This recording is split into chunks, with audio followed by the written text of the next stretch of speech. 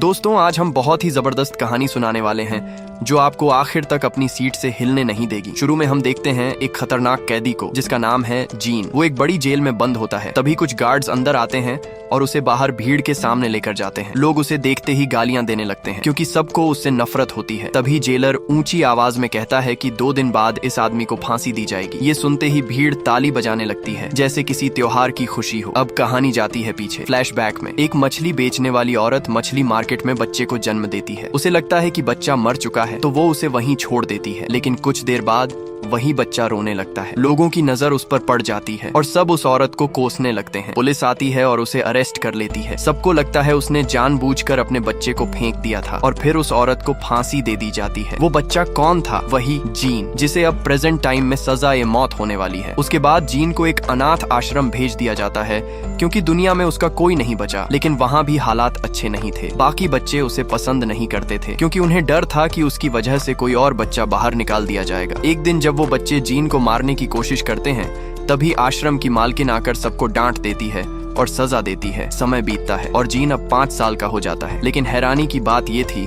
कि उसने आज तक एक शब्द नहीं बोला था। दरअसल वो गूंगा नहीं था, बस अलग था। उसके पास एक अजीब सी सुपर पावर थी। उसकी सूंघने की शक्ति बाकी लोगों से कई गुना तेज थी। वो किसी भी चीज को सूंघ कर बता सकता था कि वो क्या है। जीन धीरे धीरे बड़ा होता है। अब वो 13 साल का हो चुका है। तभी अनाथालय की मालकिन उसे एक आदमी को बेच देती है जो जानवरों की खाल बेचता है। लेकिन उसी दिन कुछ लुटेरे उस औरत को मार देते हैं और उसके पैसे ले जाते हैं। अजीब बात ये थी कि अब तक जिसने भी जीन को छोड़ा या उससे दूरी बनाई, सबकी मौत हो गई। उसकी माँ, वो लेडी, अब ये सब। अब वो आदमी जीन को अपने साथ काम पर लगाता है। जीन हर तरह के काम करता है, लेकिन पहली बार जब वो पेरिस की गलियों में पहुंचता है तो वहाँ की खुशबुओं की दुनिया उसे मोह लेती है। भीड़ भाड़ वाले बाजार में चलते हुए उसे एक बेहद अलग खुशबू आती है। वो उस खुशबू के पीछे चलता है और एक परफ्यूम शॉप के बाहर पहुंचता है। वहाँ लोग अलग अलग खुशबुएं सूंघ रहे होते हैं, लेकिन तभी उसे एक और गंध महसूस होती है, बहुत हल्की मगर बेहद अनोखी। वो मुड़कर देखता है और पाता है कि ये खुशबू एक फल बेचने वाली लड़की से आ रही है। वो उसके पास धीरे धीरे बढ़ता है। लड़की को लगता है कि जीन शायद भूखा है, इसलिए वो उसे प्यार से 2 फल पकड़ा देती है। लेकिन तभी जीन उसका हाथ पकड़कर सूंघने लगता है। उसकी खुशबू में जैसे कुछ तलाश रहा हो। ये देखकर लड़की डर जाती है और तुरंत भाग खड़ी होती है। लेकिन जीन की सूंघने की ताकत आम इंसान जैसी नहीं थी। वो उसकी खुशबू के पीछे पीछे फिर उसी गली तक पहुंच जाता है जहां लड़की गई थी। लड़की जैसे ही उसे देखती है वो चीखने लगती है। जीन घबरा जाता है और उसके मुंह पर हाथ रख देता है क्योंकि अगर किसी ने उसकी आवाज सुन ली तो भीड़ उसे वहीं मार डालेगी। कुछ पल बाद जब आसपास सन्नाटा हो जाता है तो जीन अपना हाथ हटा लेता है, पर तब तक बहुत देर हो चुकी होती है। लड़की की सांसें थम चुकी थीं। ये देखकर जीन टूट जाता है। उसने कभी उसे नुकसान पहुंचाने का इरादा नहीं रखा था। उसे सिर्फ उसकी खुशबू चाहिए थी। लेकिन अब जब वो लड़की नहीं रही तो उसकी खुशबू भी हमेशा के लिए गायब हो चुकी थी। थोड़े वक्त बाद जीन को शहर में एक व्यापारी को जानवरों की खाल पहुंचानी होती है। जब वो वहां पहुंचता है तो उसे पता चलता है कि वो जगह असल में एक परफ्यूम की दुकान है। इस दुकान का मालिक कभी शहर का मशहूर परफ्यूमर हुआ करता था, लेकिन अब नए नए व्यापारियों के आने से उसका धंधा बिल्कुल ठप पड़ चुका था। जीन वहां रखे अलग अलग परफ्यूम्स को सूंघता है और उनकी खुशबू के बारे में इतने सटीक तरीके से बताता है कि वो बूढ़ा व्यापारी हैरान रह जाता है। जीन कुछ खुशबुओं को मिलाकर नई नई फ्रेग्रेंस तैयार करता है, ऐसी खुशबुएं जो उस व्यापारी ने जिंदगी में पहले कभी नहीं सूंघी। एक परफ्यूम तो इतना खास बनता है कि उसे सूंघते ही व्यापारी को अपनी पुरानी प्रेमिका की याद आ जाती है। वो जीन से इतना प्रभावित होता है कि तय कर लेता है कि इस लड़के को अपने पास ही रखेगा ताकि वो उसके लिए और भी अनोखे परफ्यूम बना सके। वो उस आदमी को पैसे देकर जीन को खरीद लेता है जिसने उसे पहले खरीदा था। लेकिन जैसे ही वो सौदा पूरा होता है वही होता है जो हमेशा से होता आया था। जिसने भी जीन को बेचा वो जिंदा नहीं रहा। अब जीन पूरी तरह उस व्यापारी के साथ रहने लगता है। वो उसे सिखाता है कि असली परफ्यूम कैसे तैयार किए जाते हैं। एक दिन वो बताता है कि दुनिया में अब तक 12 तरह की खुशबुएं खोजी जा चुकी हैं, लेकिन 13वीं खुशबू आज तक कोई नहीं बना पाया। वो कहता है अगर कोई ये 13वां परफ्यूम बना ले तो वो दुनिया का सबसे महान परफ्यूमर कहलाएगा। जीन शांति से मुस्कुराता है और कहता है मैं वो 13वां बनाऊंगा। धीरे धीरे उसकी वजह से उस व्यापारी का नाम फिर से पेरिस में चमकने लगता है। दुकान पर भीड़ लौट आती है और हर कोई उसकी खुशबुओं का दीवाना हो जाता है। लेकिन जीन अब भी संतुष्ट नहीं है। उसे लगता है कि उसके गुरु के तरीके में कुछ कमी है, एक ऐसी कमी जो उसे उस 13वें परफ्यूम के करीब नहीं पहुंचने देती। यही सोचते सोचते वो परेशान रहने लगता है, यहाँ तक कि बीमार पड़ जाता है। ये देखकर व्यापारी घबरा जाता है क्योंकि उसे पता है अगर जीन को कुछ हो गया तो उसका सारा नाम और काम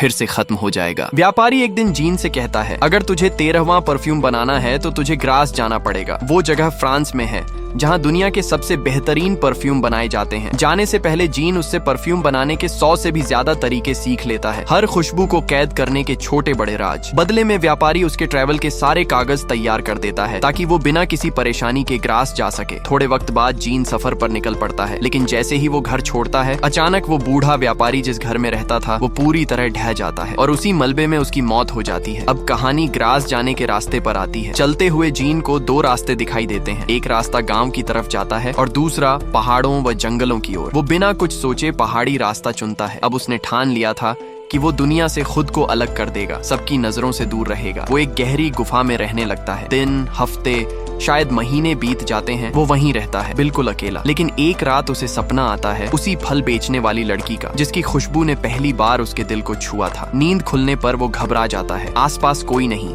सिर्फ सन्नाटा। वो खुद को सूंघता है, लेकिन उसके शरीर में कोई खुशबू ही नहीं होती। तब उसे एहसास होता है कि शायद इसी वजह से उसे हमेशा दूसरों की खुशबू आकर्षित करती है। अब उसका लक्ष्य साफ था, उसे वो 13वां परफ्यूम बनाना ही है, चाहे कुछ भी हो जाए। जीन ग्रास की तरफ निकल पड़ता है। रास्ते में उसे अचानक वही दिव्य खुशबू महसूस होती है जैसी उस लड़की से आई थी। वो उस खुशबू के पीछे जाता है और देखता है कि एक घोड़ा गाड़ी गुजर रही है। उसमें बैठी होती है एक बेहद खूबसूरत लड़की और उसी गाड़ी के साथ वो खुशबू जा रही होती है। वो गाड़ी एक आलीशान हवेली में जाकर रुकती है। ये हवेली एंटोनी नाम के एक अमीर आदमी की होती है और वो लड़की उसकी बेटी लॉरा। उसकी खूबसूरती और खुशबू दोनों ही जीन के दिल में उतर जाती है। अब जीन ग्रास शहर में काम पकड़ लेता है, एक औरत के अधीन, जो उसे जानवरों की चर्बी से खुशबू निकालने के 2 अनोखे तरीके सिखाती है। लेकिन जीन का इरादा अब कुछ और था। वो अब इंसानों की खुशबू कैद करना चाहता था। वो एक लड़की को अगवा करता है और उस पर पहला तरीका आजमाता है, लेकिन पूरी तरह नाकाम हो जाता है। फिर वो दूसरी लड़की को पकड़ता है और इस बार दूसरा तरीका अपनाता है और इस बार वो सफल हो जाता है। उसे समझ आ जाता है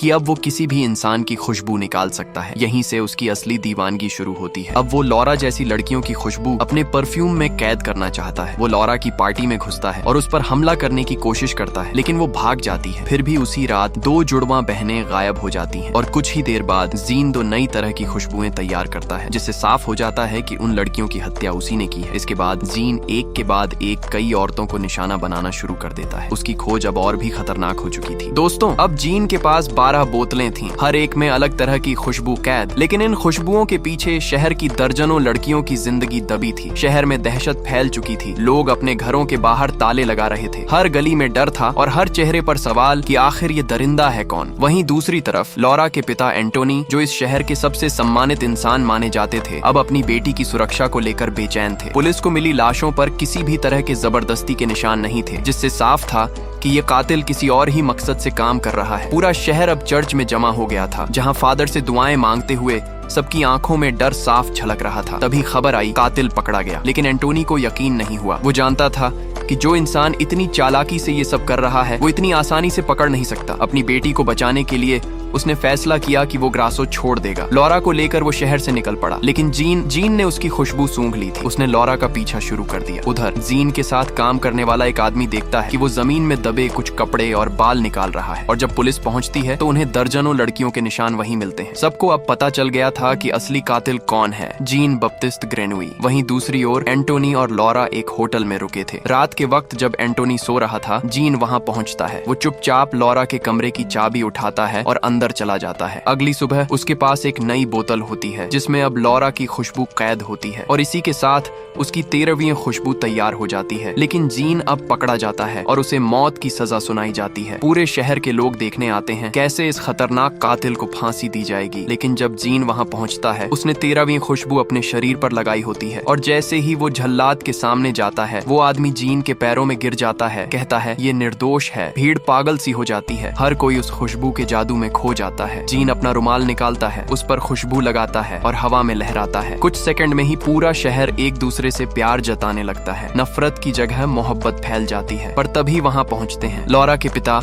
एंटोनी। लॉरा के पिता एंटोनी के हाथ में तलवार होती है। वो गुस्से में जीन को मारना चाहते हैं, लेकिन जैसे ही वो उसके करीब पहुंचते हैं, वो भी उस खुशबू के जादू से बच नहीं पाते। वो वहीं अपने घुटनों पर गिर जाते हैं और जीन को गले लगाकर कहते हैं, तुम मेरे बेटे जैसे हो। भीड़ अब पूरी तरह मंत्रमुग्ध हो चुकी थी। हर तरफ प्यार ही प्यार था, लेकिन इस सब के बीच जीन के दिल में एक भारी सन्नाटा था। उसे एहसास होता है कि उसने कितनी बड़ी गलती की है और आज भी उसकी यादों में वही लड़की जिंदा है, वो फल बेचने वाली मासूम लड़की जिससे वो पहली बार प्यार करने लगा था। जीन सोचता है, काश वो लड़की जिंदा होती, और पहुंचता है उसी फिश मार्केट में जहां उसका जन्म हुआ था। वो अपनी जेब से 13वीं खुशबू की बोतल निकालता है और पूरा सेंट अपने ऊपर उड़ेल देता है। थोड़ी ही देर में वहां मौजूद सारे लोग उस खुशबू के नशे में खो जाते हैं। वो सब जीन के ऊपर टूट पड़ते हैं और उसे वहीं मार डालते हैं। और इसी तरह उस आदमी का अंत होता है जिसने दुनिया की सबसे खूबसूरत खुशबू बनाई थी, लेकिन जिसकी कीमत थी इंसानियत। ये फिल्म साल 2006 में रिलीज हुई थी। तो चैनल को सब्सक्राइब करके नोटिफिकेशन ऑन जरूर कर देना, ताकि ऐसे और शानदार वीडियो आप मिस ना कर पाओ। धन्यवाद।